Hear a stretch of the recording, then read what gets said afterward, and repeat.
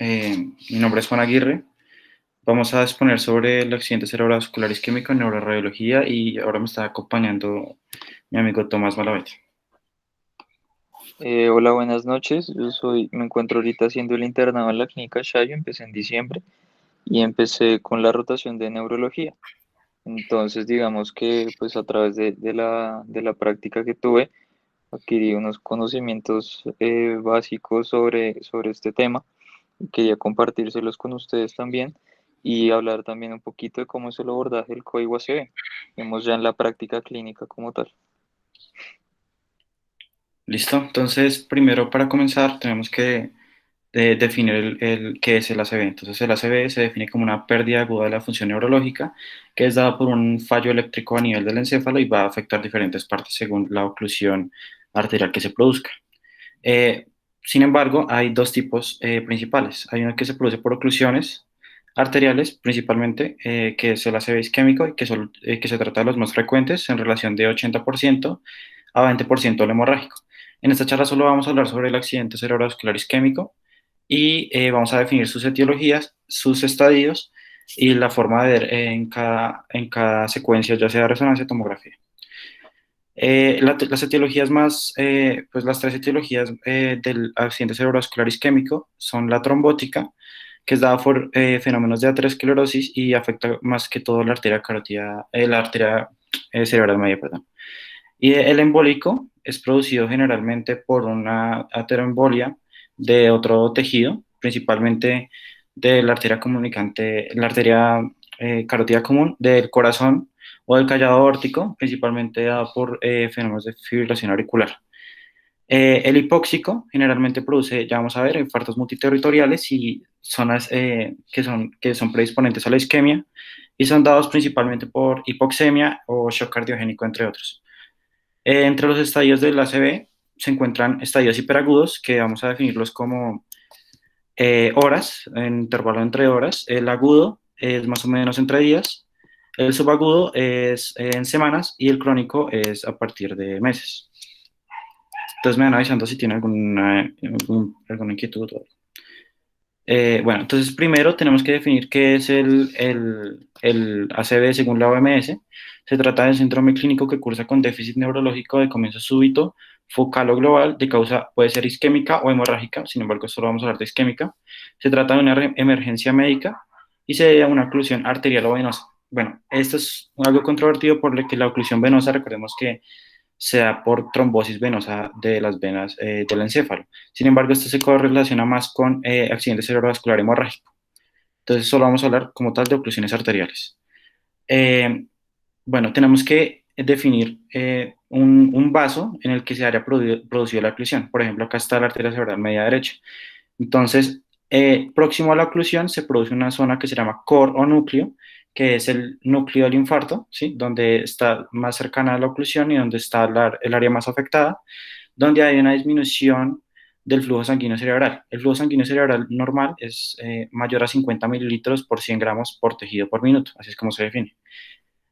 Cuando hay una disminución de ese flujo por la isquemia, se da una afección de la función cerebral y eso crea los dos fenómenos que conocemos como penumbra e infarto, ¿sí?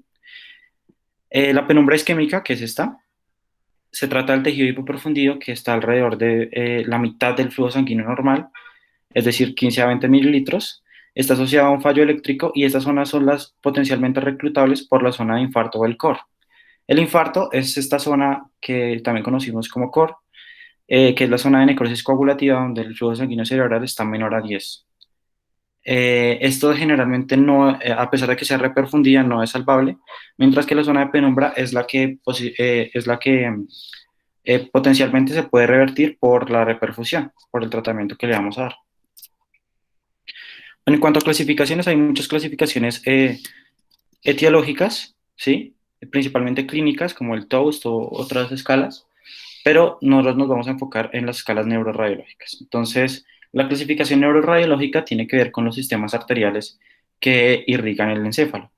Hay dos sistemas grandes, que es el sistema arterial pialolectomeningio, que es el que conocemos sobre todo por que compone las arterias del polígono de Willis, ¿sí? O sea, son las arterias del sistema grande, ¿sí? Estas a su vez se dividen en infartos territoriales arteriales de la circulación anterior y de la circulación posterior. La circulación anterior cuenta con la arteria carótida, perdón, la arteria cerebral media, la arteria carótida interna también, y la arteria cerebral anterior. Esas tres son las del territorio anterior, teniendo en cuenta que la más común es la arteria cerebral media.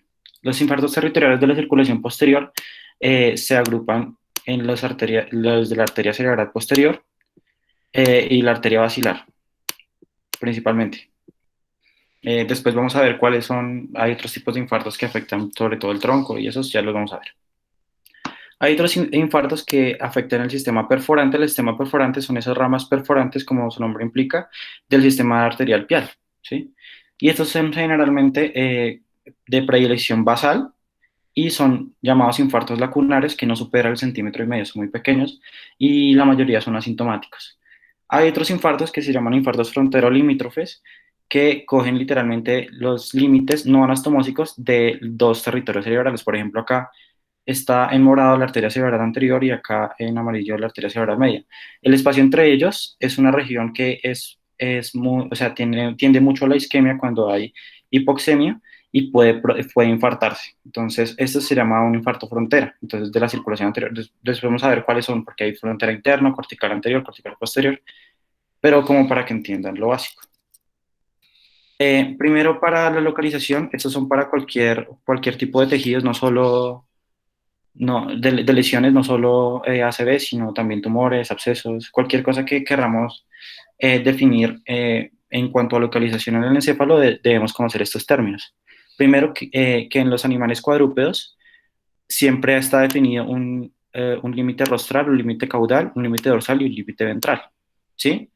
Pero como nosotros somos bípedos, entonces esto se cumple desde el agujero magno para abajo, ¿sí? Pero a partir del encéfalo vamos a tener un límite rostral y un límite caudal antero-posterior y un límite dorsal o superior y un límite ventral inferior, superior o inferior, como su nombre lo implica. Eh, También tenemos que tener en cuenta que pues, esto se da principalmente en el encéfalo y en la médula espinal es como siempre hemos conocido, ventral, dorsal y rostral y caudal. Bueno, acá es para recalcar cuáles son las arterias que configuran el polígono de Willy. Recordemos, la arteria carótida interna, el sifón carotidio, la arteria cerebral media derecha, la arteria cerebral media izquierda, la arteria cerebral anterior, que es toda esta, y la arteria comunicante anterior, que está acá en asterisco. Y en la parte posterior viene la arteria basilar, que está compuesta por las dos arterias vertebrales, la arteria cerebral posterior y acá en flechas amarillas la arteria comunicante posterior, conectando la circulación del territorio anterior con la circulación del territorio posterior. Acá vemos los territorios vasculares cerebrales, entonces principalmente los más importantes que deberíamos aprender son estos tres, corresponden a la arteria cerebral anterior, la arteria cerebral media y la arteria cerebral posterior. La irrigación de la arteria cerebral anterior corresponde a las regiones parasagitales mediales de predominancia rostral, o sea, hacia anterior, y sobre todo el hemisferio frontal, pero también coge un parte también de otros hemisferios. La arteria cerebral media coge principalmente los hemisferios laterales, ¿sí? Que hacen parte del frontal, ¿sí? El temporal y el parietal, principalmente, ¿sí?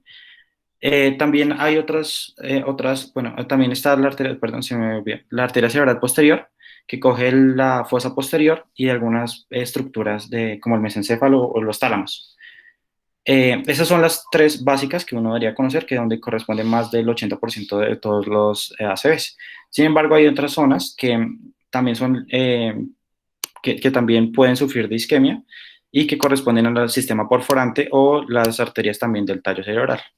Entonces, por ejemplo, la arteria lentículo estriada lateral, que acá irriga lo que es el cuerpo estriado, la arteria coroidea anterior, que también es una rama de la arteria carótida interna, la región mesial o hipocampal, principalmente. La arteria cerebelosa superior también, recuerden que coge parte de lo que es el cerebelo, y las arterias lenticuloestriadas mediales. Esas son como las básicas del encéfalo. Acá es lo mismo que les estaba diciendo, recuerden, parasagital medial, rostral es la arteria cerebral anterior, la lateral hemisférica frontal, temporal y parietal es la arteria cerebral media, que es la más importante, la arteria cerebral posterior, que es coge principalmente lo que es la fosa posterior, y la arteria basilar, que tiene acá también irriga la parte medial del el puente o la protuberancia. Entonces, en cuanto a la fisiopatología, primero del ACV, tenemos que considerar dos temas que son muy importantes para entenderlo. Entonces, tenemos que entender el concepto de edema, ¿sí? Que puede ser citotóxico o puede ser vasogénico. El edema citotóxico es un edema intracelular, ¿sí? Y el edema vasogénico es un edema extracelular. Normalmente la barrera hematocefálica está compuesta por células endoteliales, las uniones entre ellas y los pies de los astrocitos. Así es como se define la barrera hematocefálica. Cuando viene edema citotóxico, es un edema que se produce dentro de la célula por un aumento del sodio intracelular y va a haber una fuga capilar, ¿sí?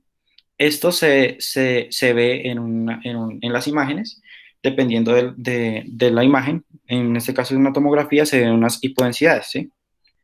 Que se asemeja al agua, que es 0 unidades Hounsfield, recordemos. Entonces se va a ver cada vez más hipodenso, entre más edema haya. En la resonancia acá en FLAIR se puede ver también el edema citotóxico, que es hemisférico derecho, ¿sí? Esto, cómo se diferencia uno de otro? Generalmente este borra cisuras, sobre todo, y va a haber poca diferenciación córtico-subcortical o no se va a diferenciar bien la sustancia gris de la blanca, como en este caso es así, ¿sí? En cambio acá todo se ve igual. Y se va a ver hiperintenso generalmente en resonancia. El edema vasogénico, que es la otra clase de edema que no está tan relacionado con los fenómenos de ACV, es por fuga capilar, simplemente, y está generalmente relacionado con otro tipo de enfermedades, sobre todo hemorrágicas y tumorales y otro tipo de enfermedades. Y tienen la característica que parece como dedos de guante y afecta predominantemente la sustancia blanca del sistema nervioso central. Bueno, hay que tener en cuenta también los troncos supraórticos. Bueno, esta es una angioresonancia donde se evidencia la circulación en general. Recordemos, la arteria carótida común, la que es más externa, la que se ve como más externa en realidad es la interna y esa es la carótida interna. El sifón carotidio, la arteria cerebral media, la arteria cerebral anterior por acá, la arteria, la arteria que conecta a estas dos, que es la arteria comunicante anterior. A nivel posterior o dorsal se encuentran las arterias vertebrales acá y se unen en la arteria basilar. La arteria basilar se ramifica la arteria cerebral posterior y para conectar el polígono en la arteria comunicante posterior. Esa es una imagen donde se ven dónde están los principales focos de ateromas que pueden causar los ACV. Recordemos que es una de las etiologías. Entonces puede ser entre los troncos subaórticos, principalmente la arteria carótida interna, la arteria carótida común, el globus carotidio y el callado de la aorta. Bueno, esta imagen, pues como ya lo habíamos dicho, es el polígono de Willis. Sin embargo, quería mostrarles acá que hay una forma de mostrar los vasos a hacer, o sea, digamos, una angiografía, pues principalmente sin contraste, porque recuerden que la mayoría es por sustracción digital, se inyecta medio contraste y se quita, digamos, todas las estructuras que no sean vasculares para definir bien digamos, la circulación cerebral. Sin embargo, existe esta secuencia de resonancia que se llama 3D TOF o Time of Flight, que básicamente mira el flujo de la irrigación arterial y la marca, ¿sí? Sin necesidad de contraste. Acá, bueno, otro sitio frecuente de ateromas es la arteria cerebral media, sobre todo la anterior, y sobre todo las arterias pontinas. Bueno, acá es para aclarar que las imágenes es un complemento, sin embargo no es un diagnóstico, es más que todo para, primero, descartar otras patologías, ¿sí?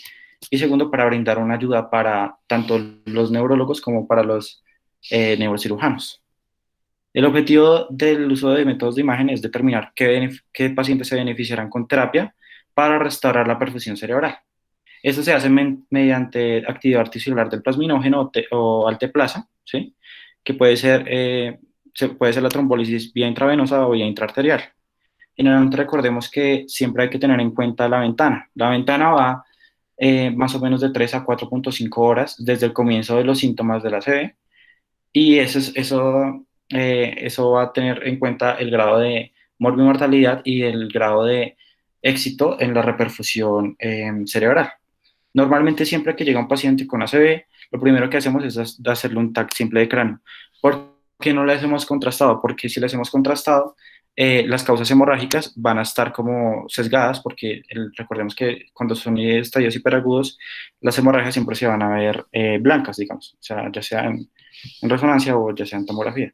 Entonces, lo que tenemos que descartar primero es si el SB es hemorrágico. Cuando descartamos que el SB es hemorrágico con la tomografía simple, podríamos ya mirar otros tipos de secuencias. Sin embargo, eso depende de la institución. Si tienen un protocolo de ACV definido que comienza con resonancia, comienza de una vez con tomografía y va a hacer la resonancia rápido, ya depende del lugar donde se haga. Sin embargo, hay estudios avanzados, como les estaba comentando, los cuales son estudios de perfusión, que básicamente se inyecta medio de contraste y se va mirando secuencialmente las imágenes, ya sea en tomografía o en resonancia. La secuencia más importante de las más importantes para los ACVs, sobre todo isquémicos, es la secuencia de DWI, que es la secuencia de restricción a la difusión. ¿Por qué? Porque va a definir el edema citotóxico del área afectada por la oclusión. Los otros son las imágenes vasculares que van a ser por tomografía o por resonancia, que también pueden ser útiles para el tratamiento sobre todo. Bueno, digamos ahí lo que dijo mi compañero tal cual es así. Digamos, en la clínica Shayo, el momento que estábamos en la rotación, llegaba un código ACV, entonces lo primero que uno hacía es que uno se veía con el profe en la zona de radiología. Entonces, lo primero es que para abordar al paciente uno comienza a hacer la exploración neurológica ahí mismo, digamos, desde la sala de radiología, uno a través de un cuestionario. Ese cuestionario o un score más bien es el NIHSS, es el famoso NIS. Entonces, eso que mide la severidad del compromiso neurológico del paciente. Entonces, a través de la exploración neurológica normal, porque miren que los ítems son el nivel de conciencia, el campo visual, los miembros superiores, cómo están, los inferiores, en fin, el lenguaje. Entonces, a través de ese cálculo, porque son 42, el total de la escala son 42 puntos. Entonces, entre más puntos tenga el paciente, más compromiso neurológico va a tener. Esto es muy importante porque también va a definir si el paciente está muy mal, pues no podrá ser candidato a trombolisis o de lo contrario, si puede ser candidato. Una vez, digamos, calculábamos eso, mandábamos al paciente al tomógrafo. Entonces, una vez al tomógrafo, uno descarta precisamente si es un ACV hemorrágico o isquémico, porque también la tomografía, pues también por costo-beneficio, y lo segundo es que demora menos que una resonancia. Como es una resonancia normal, normalmente hecha, puede durar media hora. Sin embargo, digamos, en la Shayo se toma tomografía y resonancia luego del ataque. Pero esta no, obviamente no dura media hora, sino es un protocolo especial que va a durar más o menos 7 minutos. Y luego de esto, entonces, ya una vez uno asegura que no es hemorrágico, sino probablemente isquémico, y luego de tener la resonancia, la primera secuencia que uno mira, lo primero es tal cual lo que nos decía Juan Camilo, es el DWI. Entonces, esa es la primera secuencia que uno observa. Y si uno detalla un concepto que se llama restricción a la difusión, que ya nos lo va a explicar él, uno puede tener certeza de que hubo un ACV generalmente, ACV isquémico. Listo. Listo. Entonces, de los primeros estudios, los que estábamos comentando, pues, son los estudios de perfusión. Esos estudios de perfusión también se pueden hacer tanto en tomografía como en resonancia y tratan de la inyección de medio de contraste yodado en la tomografía o gadolíneo, que es un contraste paramagnético en la resonancia, que es estudiado a través del tiempo y compara en hemisferio derecho y el izquierdo y dónde está la zona de isquemia y la zona de penumbra, ¿sí? Cuando hay discordancia entre estas regiones, se puede establecer dónde está específicamente la penumbra y dónde está específicamente el core o la zona infartada. Eh, Acá, digamos, podemos ver en una imagen tomográfica donde hay una afección del caudado. Sin embargo, en la resonancia en DW hay una restricción a la difusión que es parasagital periventricular derecha. Y cuando vemos la perfusión ya podemos observar claramente dónde están las zonas de penumbra y las zonas de infarto. Acá podemos ver mejor en esta sección la distribución del hemisférica derecha, que las partes acá negras se tratan de las zonas de core, o sea, el núcleo del infarto, y las partes acá más azules más claras se tratan de penumbra. Ya vamos a verlo mejor. Entonces, eso ahí que nos muestra Juan Camilo es un ataque con perfusión, ¿sí? Un angiotac con perfusión. Entonces, pues este estudio no se le hace a todos los pacientes. Sin embargo, cuando se realiza, se compone de cuatro parámetros. Entonces, lo que ven es el MTT, el CBF, el CBB y el TTP. Entonces, el MTT traduce Mean Transient Time, que es como el tiempo tránsito medio. El TTP, que es el Time to Peak, o sea, el tiempo pico. El CBF, el arriba a la derecha, es el flujo sanguíneo cerebral y el de abajo es el volumen sanguíneo cerebral.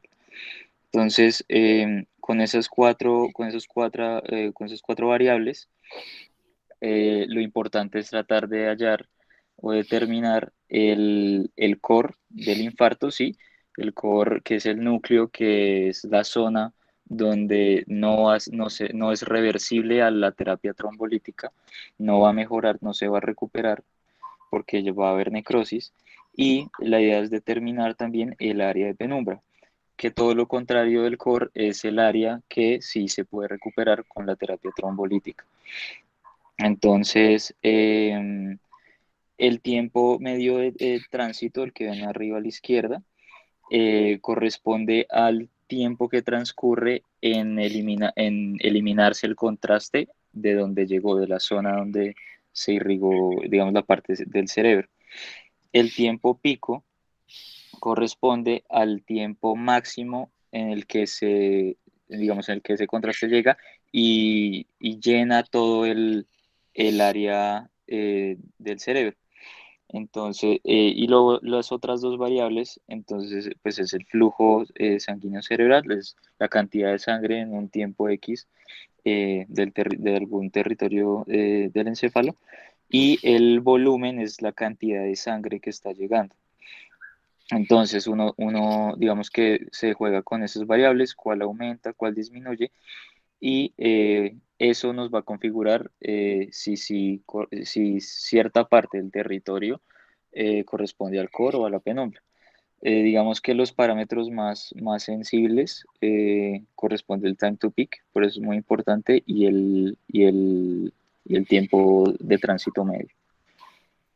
Sí, Con exacto. eso se saca también, una vez tiene uno el área, digamos, de penumbra y el área del core, uno puede sacar un índice y dependiendo de ese índice, eh, va a decir como, bueno, hay más área de penumbra, entonces la terapia trombolítica lo favorece y es muy probable que el paciente vaya a responder con una mejoría clínica a futuro.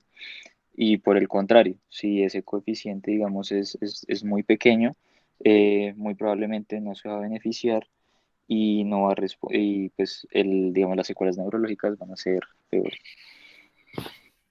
Sí, exacto, como dijo Tomás. Ya más adelante les voy a recalcar otra vez ese punto porque es muy importante que lo tengan en cuenta. En cuanto a las secuencias especiales, recordemos que de las secuencias especiales más importantes para las sedes químicos es la secuencia de difusión o de WI, junto con el mapa ADC. El mapa ADC es el coeficiente de difusión aparente y es, digamos que la imagen en espejo del DWI. Entonces, para entender primero qué es la difusión y qué es la restricción a la difusión, tenemos que entender primero cuál es la relación de las células y el agua en un tejido. Entonces, esto está definido por el movimiento Brown. Esto fue en 1905 donde Albert Einstein sacó la teoría, ¿sí?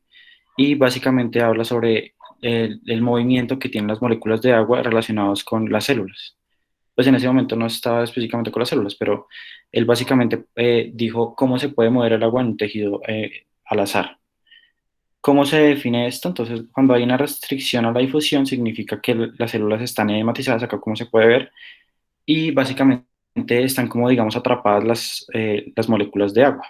Eso significa la difusión restringida. Se caracteriza por, primero, porque hay una disminución de la perfusión, porque ocurrió la oclusión de alguna arteria del encéfalo. De eso va a disminuir el ATP. Recordemos que la bomba sodio-potasio funciona a partir de esta. Por lo tanto, va a aumentar el sodio intracelular y se va a hinchar la célula, ¿sí? Cuando hay ese edema celular, va a disminuir el espacio extracelular y va a disminuir, por lo tanto, el movimiento de las moléculas de tejido. Esta es la restricción a la difusión. Por eso es que se ve así. Es el edema citotóxico de las células. También hay otros casos como difusión facilitada, pero pues en este momento nos vamos a concentrar en esta. La restricción a la difusión se puede ver en los SBs isquémicos, en los tumores altamente celulares como los linfomas, en los abscesos o en los quistes epidermoides. Ya después eso lo veremos en otras charlas. Cuando uno verifica hiperintensidad, recordemos que esto va a ser en un ACV hiperagudo, o sea, del rango de 0 a 6 horas, tenemos que definir si esa restricción a la difusión es real o es aparente. Para eso nos sirve el mapa ADC. Cuando la imagen en espejo, o sea, es hipointensa, como se ve acá, y corresponde a la misma zona afectada por que demuestra la zona de restricción a la difusión en el DWI, se puede decir que la restricción a la difusión es real y se ve acá hipointenso. Me pregunto si no les queda algo claro, porque es muy importante que tengan en cuenta esto. Bueno, a partir de Digamos, estas dos imágenes, ah, sí, sí, qué pena ir en la anterior. el anterior. Digamos, en esa imagen que veíamos ahí, sí, digamos, la secuencia ADC, el mapa ADC es como la imagen original, por decirlo así, sino que el detalle anatómico pues es muy regular y uno ve la inversa, que es la de DWI. Entonces, lo que decía Juan Camilo es muy importante porque, por ejemplo, hay estatus epilépticos que te pueden hacer restricción a la difusión, uno la ve en DWI, pero al momento de corroborarla con el mapa DC, uno no ve la hipointensidad. Entonces, si uno no la ve, uno puede decir, uy, el paciente probablemente sí está en un estatus epiléptico y se corrobora que no tenga alguna lesión isquémica. ¿Listo? Exacto, o sea, esto no es específico de la ACV, pero si tenemos el paciente con la clínica necesaria, el problema es que algunos ACVs pueden cursar con convulsiones. Sin embargo, la clínica generalmente favorece la ACV porque ya vamos a ver cuáles son la sintomatología específica y depende de cada territorio arterial afectado y todo eso. Entonces, vamos a hablar sobre el fenómeno de discordancia, ya teniendo en cuenta las imágenes de perfusión y las imágenes de difusión. Normalmente podemos sacar cualquier volumen de una lesión en el encéfalo en cualquier parte del cuerpo mediante una imagen. Se deben sacar básicamente tres diámetros. Tenemos que sacar el diámetro más largo, que va a ser rostral caudal, o sea, este, ¿cierto? Este es, digamos, un caso de una lesión hemorrágica. Otro diámetro que es lateral y otro diámetro que es ventrodorsal o dorsoventral. Estos diámetros los multiplicamos entre sí, los dividimos entre dos y nos da un resultado en mililitros o en centímetros cúbicos. Esta, por ejemplo, tiene una de 1 cc con imagen de difusión contrastada con una imagen de perfusión, y acá se ve una imagen de perfusión en tiempo de tránsito medio.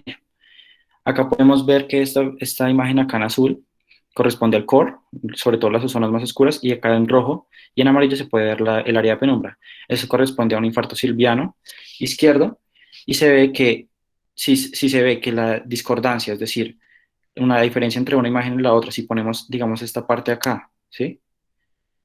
Que sería la zona de isquemia que se ve en la difusión, no corresponde al 20% de la zona de penumbra, significa que es mayor al 20%, significa que la trombólisis va a ser muy efectiva porque va a salvar toda esta área que está en rojo, que está en penumbra. Acá podemos ver la angiografía donde está taponada la arteria cerebral media, ni siquiera se ve. Esto es muy importante, o sea, recuerden, más de 20%, si hay una discordancia, generalmente lo que podrían hacer es sacar los volúmenes, ¿cierto? Así como está esta fórmula, pero a veces a simple ojo uno sabe, esto es menos del 20%. Entonces, si es más del 20% la diferencia, ya sabemos que hay una discordancia, por lo tanto, hay que trombolizarla, ¿sí? Bueno, esto es en cuanto a los estadios. Los estadios dependen de las clasificaciones que estemos mirando, pero la de Osborne es como la clasificación más fácil de entender y se dividen en cuatro estadios. El estadio hiperagudo va de 0 a 6 horas desde el comienzo de los síntomas, recuerden. El agudo va de 6 horas a 2 días. El subagudo de 2 días a 2 semanas con un pico de incidencia de la primera semana. Y el crónico, que se caracteriza por encefalomalacia, que ya lo vamos a hablar, a partir de las 2 semanas hasta que se muere el paciente. básicamente. Bueno, hay otras clasificaciones como Valen, pero esta es como la más usada y la más fácil de entender. En estadios hiperagudos, en estadios agudos, perdón, se puede ver acá digamos, un trombo alojado en la arteria cerebral media izquierda, y a nivel patológico no se puede observar mucha diferencia, ni siquiera histológica ni patológica. En los estadios subagudos ya se puede observar ya zonas de infarto y zonas de necrosis, y en los estadios crónicos esa zona de necrosis se va a reabsorber por el organismo y va a crear una cavidad que va a rellenarse con líquido cefalorraquídeo en las imágenes que ya vamos a ver. Esto se denomina como encefalomalacia. Recordemos que lo primero que vamos a hacer cuando nos enfrentemos a un paciente con ácido isquémico es una tomografía computarizada simple. Entonces, en la tomografía, siempre que sospechemos de una ACV, vamos a ver una hipodensidad. Sin embargo, esta hipodensidad a veces se alcanza a las 24 horas. Por eso es que nos interesa primero hacer la tomografía para descartar un proceso hemorrágico. Recordemos que en la tomografía va a sacar imágenes axiales. Con esas imágenes axiales van a hacer unas reconstrucciones coronales y sagitales. Entonces, entre más nítida sea la imagen de el axial, las imágenes coronales y sagitales se van a ver cada vez mejor. Recordemos que cada voxel, o sea, digamos, cada píxel en 3D que se cogió de la tomografía, se va a reflejar en píxeles en la imagen de tomografía. Las unidades Hounsfield, recordemos que 0 equivale al agua, menos 1000 al aire y alrededor de 200 al calcio, y acá lo que nos interesa es la materia, pues la materia gris y la materia blanca, o la sustancia gris y la sustancia blanca. Si pueden observar acá, digamos, la sustancia gris es un poco es un poco más densa que la sustancia blanca, ¿sí? Es alrededor de 40, este es de 40 y este es de 30, ¿sí? Entonces, esto es generalmente muy constante alrededor del encéfalo. Sin embargo, cuando hay un daño por edema, sobre todo citotóxico, y un aumento del sodio intracelular, el contenido de agua va a aumentar porque se está llenando la célula de agua, ¿no? Entonces va a regresar cada vez más hacia una densidad de agua, ¿sí? Entonces por eso es que podemos observar un edema citotóxico acá, que es producido por un infarto silviano izquierdo. Ya vamos a ver cuáles son. Un contenido de agua solo superior a 1% a nivel celular refleja una disminución de 2,5 unidades Hounsfield, lo que va a traducir en mayor hipointensidad, mayor zona de isquemia y peor pronóstico. Acá podemos ver básicamente cuáles son las arterias afectadas, pero eso es como para tener algo global para que ya comencemos a hablar directamente de cuál es la clínica de cada uno. La arteria cerebral anterior, recordemos que va a tener una predilección por las extremidades inferiores y va a tener alteraciones corticales sensoriomotoras. Va a tener en ocasiones síntomas de frontalización. Eso es principalmente la arteria cerebral anterior. La arteria cerebral media va a tener proyección sobre las extremidades superiores y el rostro, con desviación de la comisura labial y el seguimiento de la mirada, que ya la vamos a ver. La arteria cerebral posterior, sobre todo, va a tener problemas de ceguera. Los síndromes de tronco, los síndromes de tronco generalmente son contralaterales e ipsilaterales. Ya vamos a ver cuáles son esos.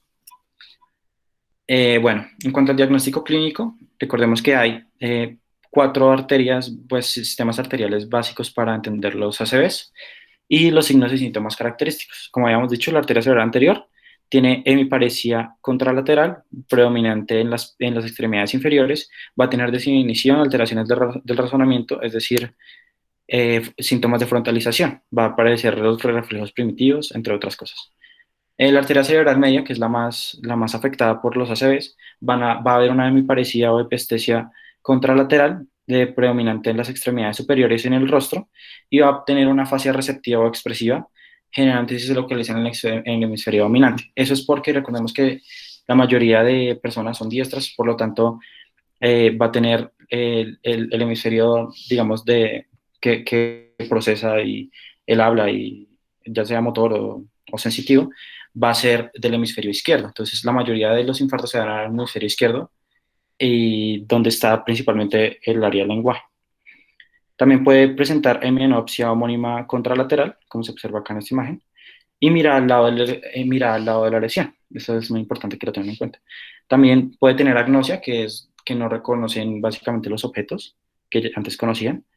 La arteria cerebral posterior va a tener también hemianopsia homónima contralateral, va a tener ceguera cortical, agnosia visual, es decir, ven algo que conocen, digamos esto que es, y ellos no saben que es un lápiz, por ejemplo. Va a tener alteraciones de la memoria, entre otras cosas. El sistema vertebrovascular, bueno, es un sistema más complejo porque recuerden que hace parte de muchas arterias que ya vamos a ver. Son un poco más delicadas porque van a tener una discapacidad importante o muerte en algunos casos. Va a tener déficits de paredes craneales, cerebelosos o del tronco y va a tener alteraciones cruzadas. ¿Esto qué significa? Entonces, acá está la cabeza y acá está la mitad de la cabeza. Entonces, los pares craneales afectados van a ser ipsilaterales a la lesión, ¿sí? Y el cuerpo, digamos, va a ser contralateral porque se cruzan las vías. Entonces, todo lo que sea de tronco va a ser ipsilateral para pares craneales, ¿sí? Y contralateral para vías motoras, ¿sí? Eso es básico que lo entendamos de una vez.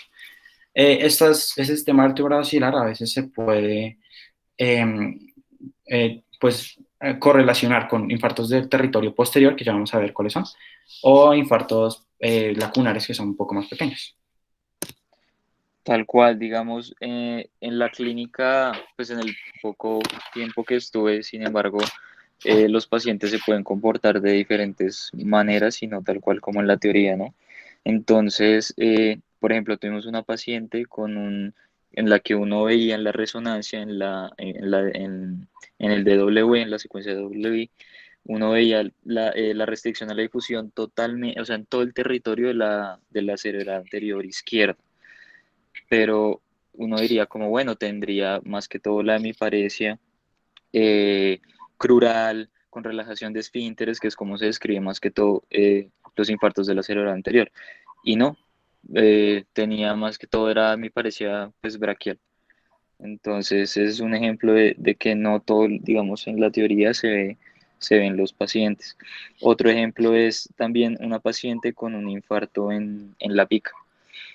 Entonces, o sea, digamos, primero la vimos a ella clínicamente, solamente tenía algo de mareo, nada más. Ya le hicimos después la resonancia y tenía una restricción en la difusión en el DWI bastante importante en el territorio de la pica y cogía pues toda la parte del cerebelo. Entonces uno diría, o sea, si uno ve la imagen, uno dice, uff, bueno, tiene alteración en la marcha, tiene vértigo, sí, todo el síndrome cerebeloso, o hasta puede tener tallo, porque la pica también, cuando hay infarto en la pica, se da el síndrome de Wallenberg, que es infarto lateral del bulbo. Entonces uno dice, no, tendría pares alterados, tendría todo, y simplemente tenía mareo. Entonces uno no ve generalmente todo en los pacientes. Y algo muy importante y es el ACV posterior. Entonces el ACV posterior a ese hay que correrle porque es muy mortal. Digamos, un 80% de los pacientes fallecen y uno cómo lo ve principalmente y es con los siguientes síntomas. Entonces, síntomas o signos que uno vea una tosis bipalpebral, el paciente tenga los ojos cerrados y al momento de que uno se los abre, comience con un nistagmo vertical.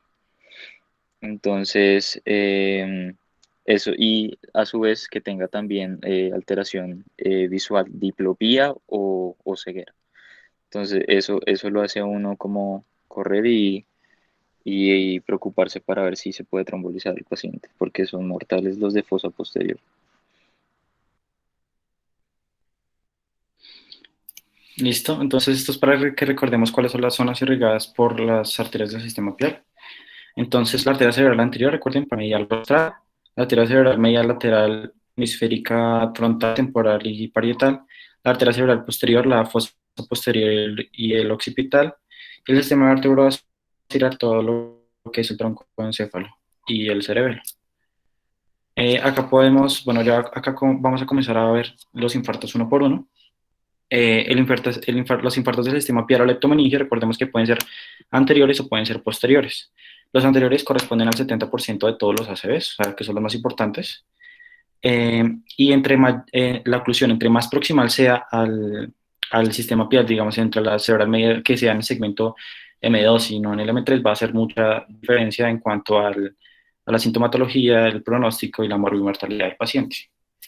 La circulación anterior, recordemos, hace parte de la arteria carótida interna, la arteria cerebral anterior y la arteria cerebral media sobre todo. Y generalmente está relacionada con cardioembolismo y fibrilación auricular. recordemos eso. Acá se puede ver un trombo del auricular izquierdo. No sé si alguien me quiere decir esta zona irrigada por cuál arteria sería y esta también, por favor.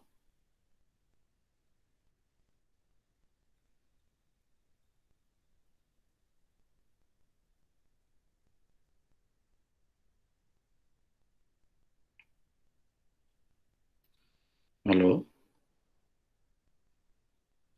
¿Hay alguien ahí?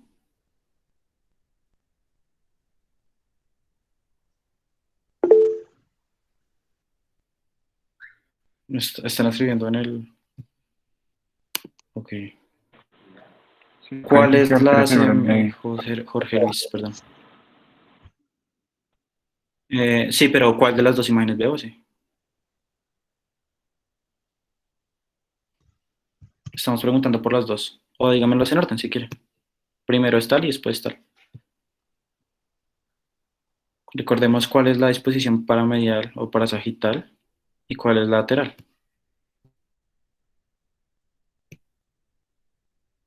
Bueno, entonces para que recordemos, la distribución parasagital medial corresponde a la arteria cerebral anterior, ¿sí? Y la lateral corresponde a la arteria cerebral media. Recordemos que esta va a ser la más significativa. Esta es una imagen de difusión, por ejemplo. Acá es un infarto masivo de la ACM. Ya vamos a ver cuáles son. Acá les traía esta imagen porque hay unos territorios que se llaman territorios silvianos.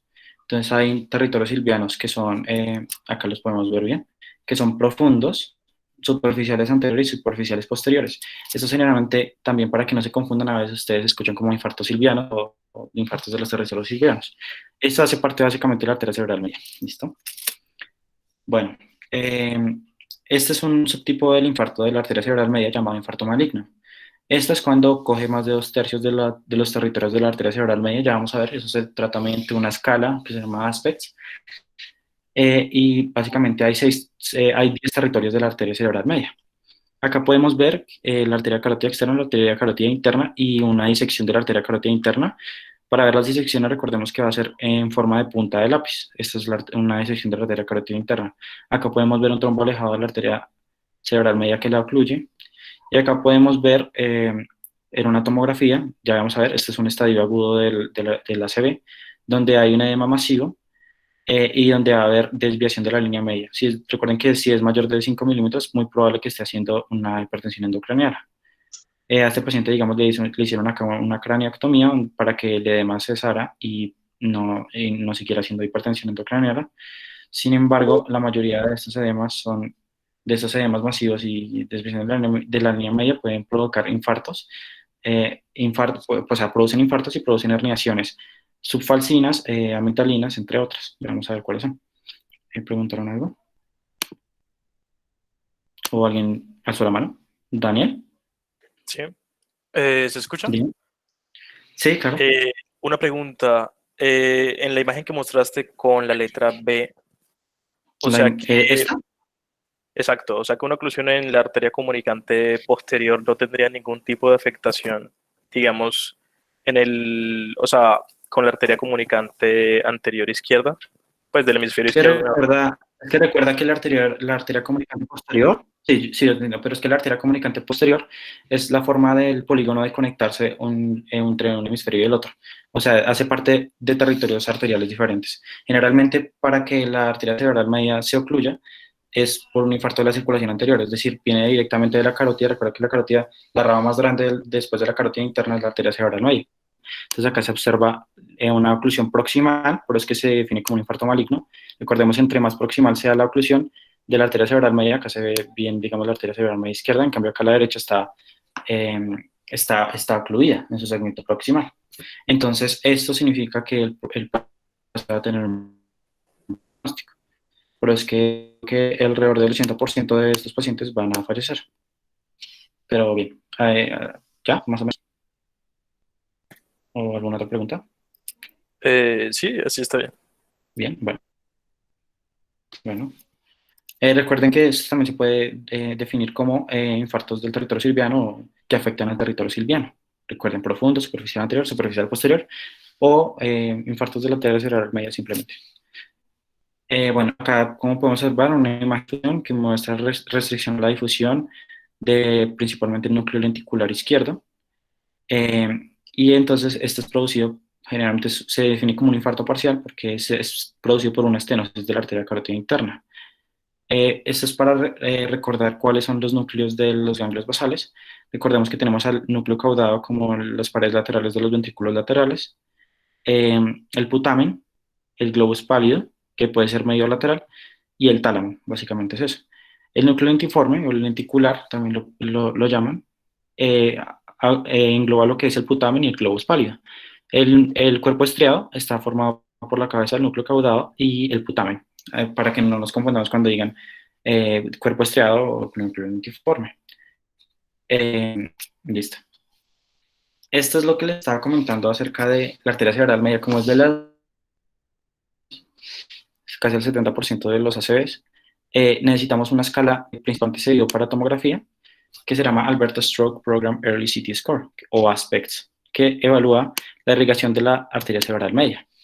Esto corresponde igual a infartos de la circulación anterior y básicamente hay 10 territorios vasculares que son irrigados por la arteria cerebral media. De corticales, desde M1 hasta M6, ¿sí? Viendo desde ventral a dorsal, y otros 4 que hacen parte de la base, de la base del cerebro. Entonces, un territorio para el caudado, para el núcleo caudado, otro para la cápsula interna, otro para el núcleo lenticular y otro para la ínsula, básicamente todos los ganglios basales. ¿Esto cómo se define? Si tenemos, digamos, todas en esta tomografía, tenemos todas las zonas bien, o sea, no están hipodensas como se ven acá, hay un puntaje de 10, o sea, el puntaje máximo es bueno. Entre el puntaje C más bajito, va a haber más problemas, parecido al Glasgow o algo así. Entonces, ¿para qué sirve como tal esta escala de aspects? Predice el pronóstico funcional y el riesgo de hemorragia cerebral posterior a la infusión de la alteplasa o la trombólisis. Eso es sobre todo para saber, según la escala de aspects, si es mayor que 7 o menor que 7, básicamente predecir la función de la persona después de esto. No sé si alguien me quiere ayudar a contar las cosas, pero pues si no, yo lo voy haciendo. Las zonas con hipodensidades en la tomografía.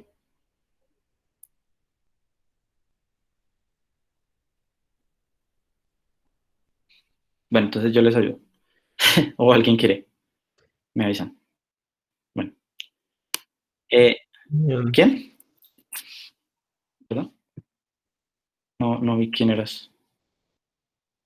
Eh, No, pues si quieren, vamos haciéndolo. Sí, a ver, vamos haciéndolo. A ver. listo, entonces, Eh, primero, si quieren, miremos la corteza, ¿cierto?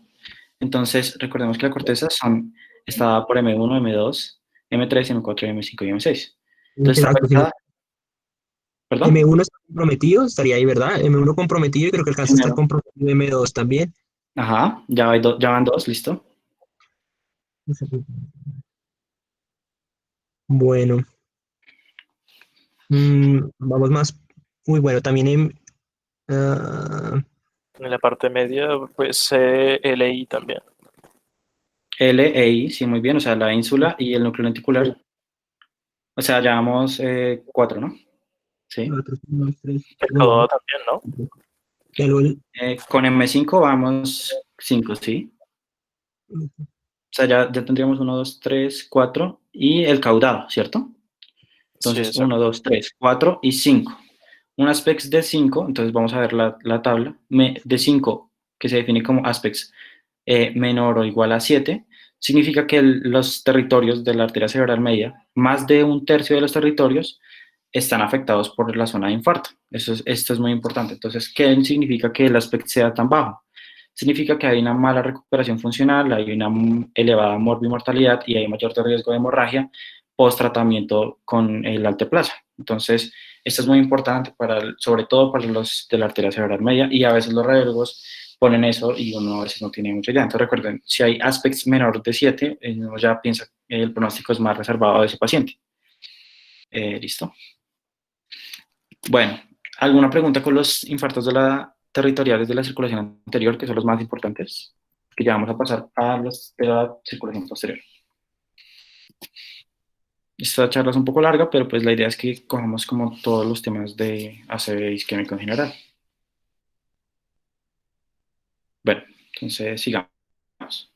Eh, para tener en cuenta la circulación posterior, primero tenemos que repasarla. Entonces, la circulación posterior proviene de las dos arterias vertebrales que se unen en la arteria basilar, ¿cierto? Lo que habíamos dicho, saca la arteria cerebral posterior.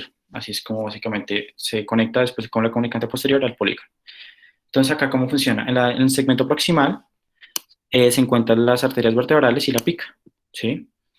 En el segmento medio se encuentra la arteria pues, la cerebral anterior inferior o la AICA y la arteria basilar. En el segmento distal, la arteria cerebrosa superior y la arteria cerebral posterior. Entonces, esto se ve reflejado básicamente en las estructuras que son del tallo. Entonces, acá se ve, bueno, está re feo, pero este es el mesencéfalo. Esta es la protuberancia y acá está el bulbo raquídeo, ¿sí? Más o menos así. Entonces, van a haber arterias que van a irrigar medialmente estas estructuras y otras lateralmente. Y recordemos que acá pasan muchas estructuras sensitivas y sensitivas y motoras y algunos pares craneales. Entonces, dependiendo de la afección, si es medial o lateral en cada segmento, van a haber diferentes síndromes de tallo que ya vamos a ver. En esta imagen se puede observar un infarto acá en el occipital. Bueno, en realidad es una restricción en la difusión del occipital. Acá también podemos ver un infarto de la arteria cerebrosa superior, acá de la AICA, y acá está lo que es el puente, y acá de la pica cerebrosa. Bueno, entonces ahora sí vamos a continuar pues como tal con los estadios. Recordemos que hay estadios hiperagudos, agudos, subagudos y crónicos. Los hiperagudos vamos a verlos tanto en tomografía como en resonancia, como podemos ver acá. Recordemos que lo que primero tenemos que hacer con una sospecha de un paciente con ACV es una tomografía simple. Sin embargo, las tomografías simples generalmente siempre son normales, o sea, la mayoría, el 50-60%, son normales y por lo tanto deberíamos descartar es un proceso de hemorragia. Cuando descartamos el proceso de hemorragia, pues ya seguimos con el protocolo y hacemos lo que tengamos que hacer. Si hacemos una resonancia, miramos a ver qué más podemos hacer. Sin embargo, en los estadios hiperagudos, recordemos 0 a 6 horas, pueden haber algunos signos que son sugestivos de isquemia. ¿Cuáles son estos signos? Entonces, el primero es la hiperdensidad de la arteria cerebral media. ¿Por qué la arteria cerebral media? Porque pues, es la mayor y es la que está más comprometida. Y esto se da por una obstrucción o una oclusión por un trombo o cualquier cosa que esté tapando la arteria cerebral media, en este caso derecha. Ese es un signo, hiperdensidad de la arteria cerebral media. En esta parte no se puede ver la otra, entonces, por lo tanto, y tampoco está contrastada porque es una tomografía simple, entonces se ve la hiperdensidad de la arteria cerebral media. ¿Listo? El otro es la cintilla insular. Recordemos que la ínsula es parte, pues tiene sustancia gris y sustancia blanca. Acá podemos ver bien la diferenciación entre sustancia gris y sustancia blanca, y esta es la estructura de Silvio, el surco de Silvio, la cisura de Silvio. Acá en la corteza insular izquierda se observa como una poca diferenciación córtico-subcortical, no se observa muy bien y está un poco sesgada la cisura. Entonces, eso se considera como un signo de la cinta insular. Esto no es tan fácil de ver y muchas veces se pasa de por medio. Sin embargo, cuando es una se ve así tan rápido, pues ya uno comienza a mirar otras cosas, como una resonancia, un DWI. Otra cosa que podemos ver es la hipodensidad de los núcleos dentiformes. Acá podemos ver el núcleo denticular, ¿cierto? Los tálamos, el putamen y el globus pálido. Acá en esta parte se ve muy bien, sin embargo acá no se puede diferenciar casi que nada. Eso es un signo de isquemia y principalmente la arteria cerebral media. En la resonancia, bueno, ya que le hicimos la tomografía del paciente, pasamos a la resonancia. Entonces recordemos, lo primero que hacemos es la WI, que primero se hace rápido y es poco definida, por los que se hace todo feito. Entonces, ¿cómo sabemos cuándo va a estar, digamos, la imagen en DWI, en T2, en FLIR, en todas las secuencias de resonancia? Es según esta tablita fácil. Entonces, lo primero es que el DWI o el ADC va a posterior a la oclusión, van a mostrar el edema de una, o sea, prácticamente, sino que en segundos, y casi que más o menos todos los ACVs a los 30 minutos ya tienen alguna manifestación, tanto en DWI como en ADC. Entonces uno dice, una restricción a la difusión del cuerpo de núcleo caudado, y lo relaciona con el mapa ADC, entonces sí, esta restricción a la difusión es real, eso es lo que uno dice. Sin embargo, la resonancia tanto en T1 como en T2 pueden tardar hasta 6 horas, o sea, ya está fuera de la ventana, o sea, paila, ¿sí? O sea, lo que primero tenemos que mirar es el DWI. En la tomografía, las hipodensidades esas que vimos del edema citotóxico y todo eso, pueden tardar hasta 24 horas en mostrarlas, entonces es muy poco sensible. La más sensible, casi que ultra sensible, es al DWI, por eso es que tenemos que contrastarlo con el mapa ADC. En DWI, en estadios hiperagudos, se va a ver lo que dijimos, la hiperintensidad y la hipointensidad en el ADC. Eso es lo más importante. El flare, ¿sí? El flare también es importante, básicamente porque, bueno, eso creo que se lo voy a dejar más bien a Thomas para que diga eso que él tiene más claro eso. Hay un concepto muy importante en ácido isquémico y en la resonancia, es el concepto de mismatch.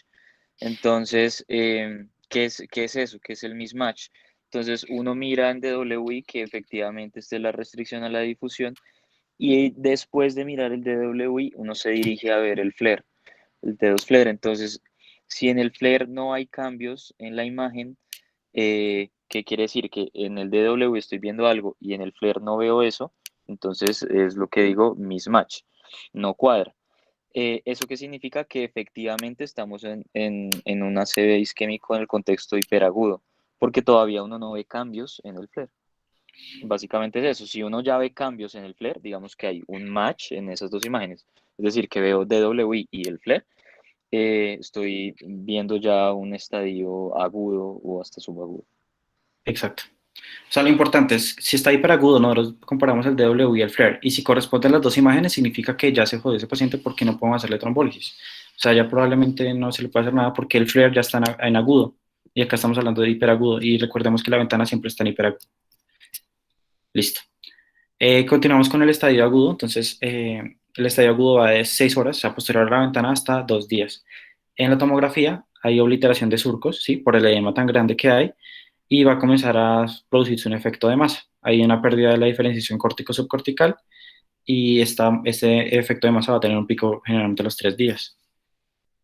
Bueno, la resonancia magnética, vamos a continuar viendo igual la restricción a la difusión en DWI y su correspondiente en el mapa ADC con la hipointensidad, y comenzamos a ver lo que estaba diciendo Thomas. Entonces, acá en un estadio agudo hay digamos que un match, o sea, obviamente no se dice así, pero es como un match entre las secuencias de W y flare que muestran las mismas hiperintensidades en las mismas regiones.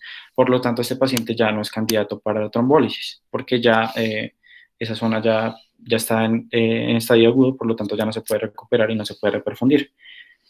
Cuando uno le mete contraste, si le llega a meter contraste en T1, uno va a poder ver esto que es el realce giriforme o el realce meningio, y eso es dado porque, digamos, un mecanismo para contrarrestar esa isquemia del cerebro es crear nuevos vasos sanguíneos. Sin embargo, pues obviamente no sirven para nada. Entonces se va a marcar esa zona involucrada con el ACV, va a marcar las meninges. Pero recuerden que es por neovascularización. Bueno, este era el estadio agudo. Ahora pasamos al estadio subagudo. En los estadios subagudos, lo más importante son dos cosas. Entonces, el primero es el efecto de niebla y el segundo es la transformación hemorrágica. El efecto de niebla, por ejemplo, acá podemos ver un infarto cerebeloso hemisférico derecho, y acá en el estadio subagudo como que va desapareciendo, hace regresión, entonces uno dice, uy, el paciente está mejorando. Eso es lo importante de tener una buena historia clínica, saber que este paciente cursó con una ACV y ahora se está en estadio subagudo, por lo tanto es una regresión normal del encéfalo, es un cambio que se ve en las tomografías que tienen que ver con procesos bioquímicos que no queda claro acá. Pero básicamente acá también se puede ver un infarto acá en tomografía, y acá en el estadio agudo se ve las hipodensidades clásicas, y en el estadio subagudo ya como que desaparece, y esto es completamente normal. La transformación hemorrágica, generalmente, bueno, eso, cuando uno le hace la trombolisis al paciente, digamos que entró en ventana y todo lo demás, entonces uno generalmente le hace una tomografía a las 48 horas para saber si ese ACV isquémico, porque siempre cabe la posibilidad, sobre todo cuando son infartos territoriales más grandes, puede hacer una transformación hemorrágica. Esa transformación hemorrágica per se generalmente es más común a la semana de tratamiento, y se puede ver como una hiperintensidad, sobre todo en tomografía, y pueden ser así súper grandes o pueden ser pequeñas o pueden ser como petequias. Hay muchas formas en que puede darse la transformación hemorrágica. Sin embargo, recuerden, pico 4 a 6 días, o sea, como la semana, y el 15 a 20%, o sea, no es tan infrecuente. El realce giriforme continúa, recuerden, por la neovascularización. Uno piensa, a veces cuando uno es realce giriforme con el medio de contraste, uno piensa que es un proceso de meningitis, pero en este caso es un estadio subagudo de una ACV. Bueno, eso es para comparar los estadios agudos y los estadios subagudos del ACV en tomografía. Entonces, el estadio agudo tiene mucho que ver con el efecto de masa. Recordemos que hace un edema masivo, hace una obliteración de los surcos y hace una desviación de la línea media. Ese efecto de masa va a tener su pico a los 3 a 5 días, normalmente, y se ven las hipodensidades clásicas del edema. ¿Listo? El estadio subagudo va a regirse por la regla de los 3. Entonces, comienza el tercer día, ¿sí? Tiene un pico a las 3 semanas y desaparece en 3 meses, ¿sí? Acá comparamos una tomografía simple con una tomografía contrastada. En estos casos, pues recuerden que comienza a hacer efecto de niebla, pero en cambio acá se ve, digamos, una hipodensidad muy clara hemisférica izquierda. Sin embargo, cuando le ponemos contraste, se ven como realza esta lesión. Si uno le llega al radiólogo con esta imagen, el radiólogo se puede confundir y va a pensar que puede tratarse de una lesión tumoral, como en este caso que también está muy, o sea, está muy definida y pareciera que fuera una lesión tumoral. Eh, bueno, eso es como lo básico de los estadios agudos y subagudos. También, pues en resonancia se van a ver diferentes cosas. Acá va a haber una pseudonormalización, ¿sí? Y va a producirse también el mismo efecto de niebla. Acá se puede ver que esta hiperintensidad va haciendo regresión al estadio subagudo. Acá también se puede ver en la secuencia de DWI, ¿sí? Que se ve restricción a la difusión igual que en los estadios agudos. Sin embargo, en los estadios subagudos, que ya están mayores de 2 días, este mapa ADC no contrasta con la imagen de difusión. O sea, esta restricción a la difusión no es real. O sea, porque ya pasó ese tiempo, ¿sí? Esto es importante que lo tengan en cuenta. En los estadios crónicos, recordemos, a partir de 2 semanas, se produce encefalomalacia, que es lo que yo les decía, que esta cavidad que estaba necrótica se reabsorbe y es llenada, digamos, con líquido cefalorraquídeo y va a haber una retracción ventricular y ensanchamiento de los surcos. El sistema paraventricular de ipsilateral, o sea, va a ensancharse para mantener la presión intracraneal. Eh, y ya, básicamente eso es la encefalomalacia. Y hay pérdida de volumen cortical. Bueno, acá también podemos observar en los estadios crónicos un fenómeno que se llama gliosis. Entonces, acá en DWI vemos la restricción a la difusión y en el mapa ADC no vemos prácticamente nada, ¿sí? Ya porque ya pasó hace mucho tiempo el ACV. En T1 también podemos ver una hipointensidad y en T2 también. Sin embargo, lo que nos interesa acá es flare. Entonces, el flare, si pueden ver acá, se ve como un halo hiperintenso, que es principalmente como de sustancia blanca. Esto se llama reacción astrocitaria o gliosis porque son cambios reactivos producidos por la isquemia del ACV y esto es un fenómeno normal. Listo. ¿Alguna pregunta en cuanto a los estadios? Que ya vamos a pasar a los siguientes tipos de infartos.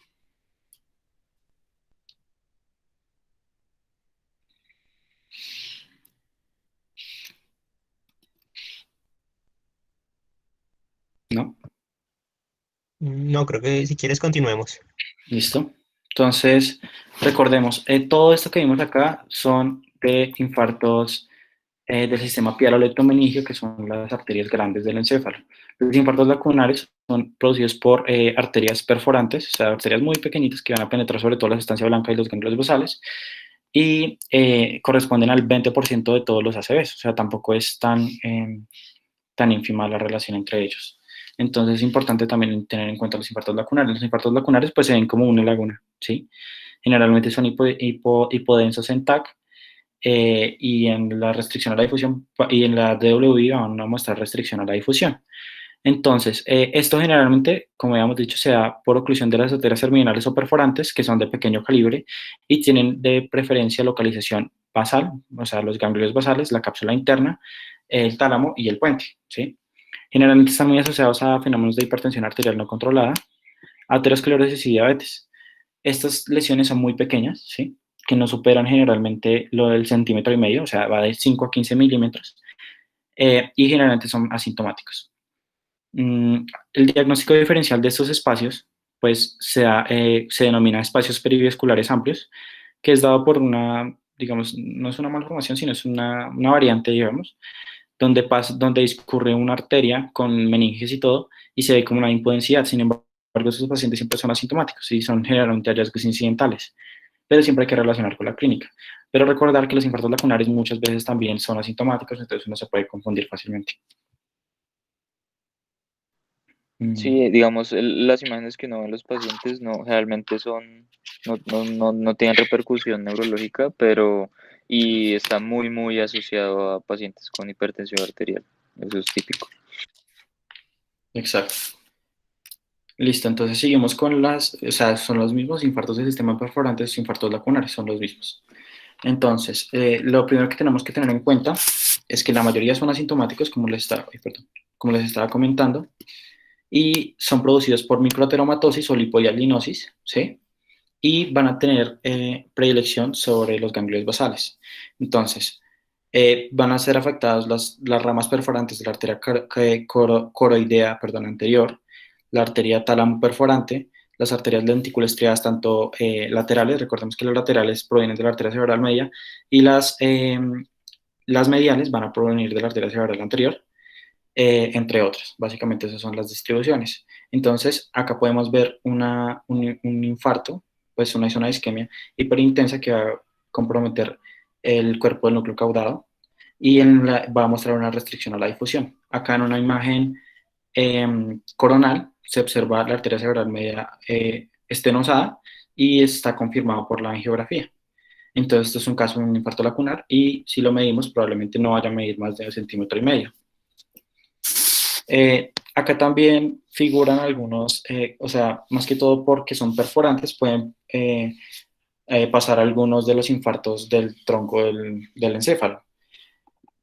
Este es un caso de un infarto único, porque también puede haber infartos múltiples.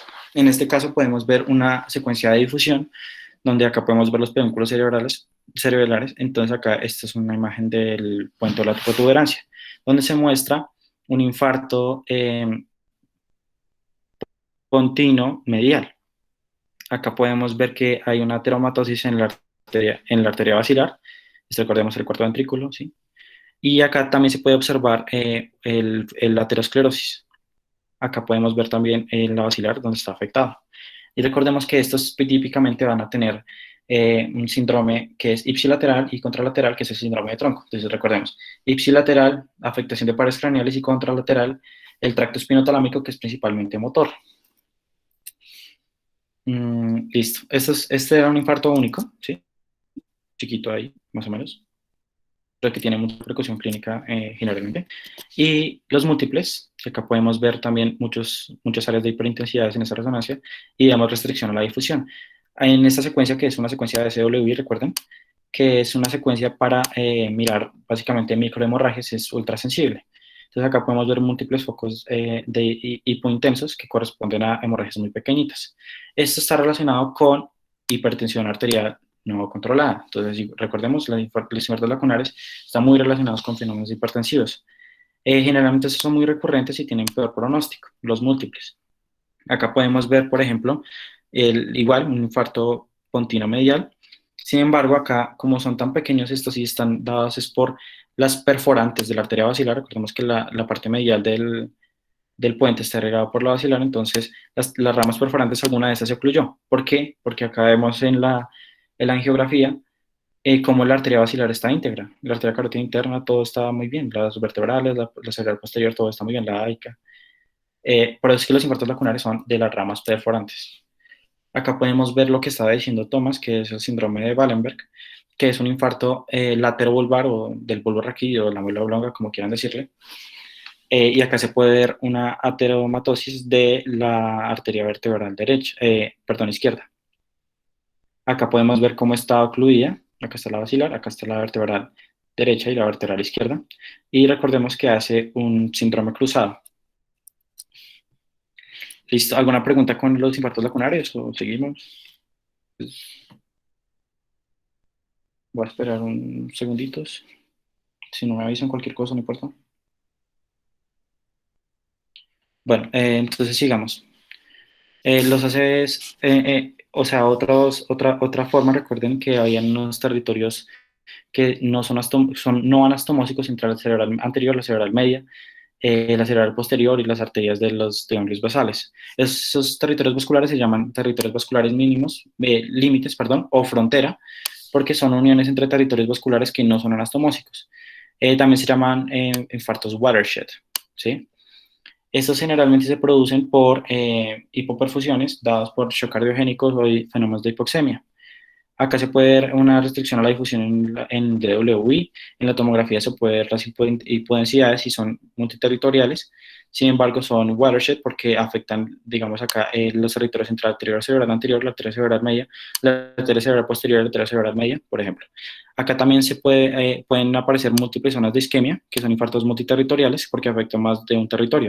Es decir, acá afectan la arteria cerebral media, acá afectan la arteria cerebral posterior bilateralmente, ¿sí? Acá. Hay Sí. algo muy chévere en la parte clínica, es que esos infartos de watershed producen un síndrome que es el síndrome Manina-Barrell, que son como el hombre en un barril. Entonces, únicamente el paciente puede mover las partes distales de su cuerpo, es decir, los pies y las manos. Entonces, el resto de los brazos y las piernas están paréticas. Y lo otro es que se llama watershed porque es en regadera. Entonces, en regadera, cuando ustedes han visto los aspersores, o sea, la parte más cercana donde está el aspersor no tiene agua. En cambio, en la parte pues, distal del aspersor tiene agua y pues corresponde, digamos, a esa, cuando ustedes ven la figura, por ejemplo, en en la imagen, estas las partes como distales y afectadas y el centro está íntegro. Exacto. Listo, continuamos. Los infartos frontera van a ser entre los límites vasculares. Los infartos entre la arteria cerebral media y las arterias lenticulostriadas se van a denominar infartos frontera internos, que van a ser los más comunes. Los entre la arteria cerebral anterior y la arteria cerebral media se van a llamar infartos frontera corticales anteriores, y entre la arteria cerebral posterior y la arteria cerebral media se van a llamar infartos frontera corticales posteriores. A veces hay una confusión, que es infartos del centro oval. El centro oval básicamente son infartos frontera, sobre todo infartos frontera internos, como para que no nos confundamos. El centro oval es una masa de sustancia blanca interhemisférica, como para que tengamos eso claro. Centro oval es igual a infartos frontera internos. Acá se ve una zona de restricción a la difusión que abarca el cuerpo del núcleo caudado. Y acá se ve que es producido por una estenosis de la arteria carótida interna.